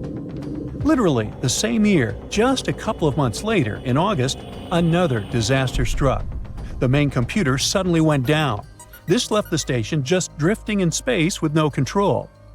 Without this computer, Mir couldn't align its solar panels with the sun. This meant that the station's batteries were draining rapidly. In space, no power means no communication and no life support. And remember the Progress supply ship? Well, this power outage happened exactly when another Progress ship was trying to dock, just like the last time. But now, the computers that controlled the process weren't talking to each other properly. Commander Anatoly Solevyov had to take over manually. And it got wild. Because the monitors on the Progress ship weren't working, He had to use a monitor on Mir to see what the supply ships saw. It was like trying to park a car using a camera feed from someone else's dashboard. When the supply ship got just a couple of feet away from docking, the screen went completely blank. So Leviov couldn't see anything. He could only pray and guess. But miraculously, he nailed the docking. But the main computer was still down, and Mir was spinning rapidly. The crew had to save the remaining power as much as possible and stop the spinning. So they shut down all non-essential systems and ran for the Soyuz module. They decided to try what Michael did before them, to fire the capsule's engines in short bursts and push Mir back into position. They had to steer the station manually, and with no modern tools to guide them, they had to rely on the stars, like sailors hundreds of years ago. Finally, the spinning stopped, but they still only had a few days of air. After that, they'd have to rely on chemical candles, devices that burn to produce oxygen, but also carry the risk of fire.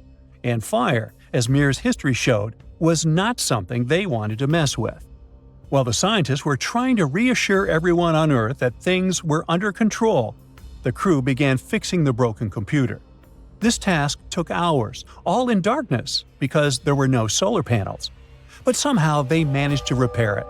After that, the astronauts had to face the sun to recharge Mir's batteries. Only then could they even think about tackling the long list of other repairs, like fixing the still-damaged Spectre module. Mir had turned into a survival reality show. Once Mir was over a decade old, it became known for its cramped, cluttered interiors. It was full of broken equipment, leftover supplies, leaking pipes, and all sorts of odd junk floating around. The astronauts said that it was hard to move and felt like living inside a dirty, leaking submarine. Another huge issue was mold. It started growing on walls, in air vents, and even on the astronauts' personal items. Now imagine dealing with all of that in zero gravity while trying to conduct experiments. Finally, in March 2001, after 15 years in space, Mir was finally intentionally deorbited. It broke apart in Earth's atmosphere and burned up over the Pacific Ocean. Well, despite all the problems, Mir paved the way for the International Space Station that is still working to this day.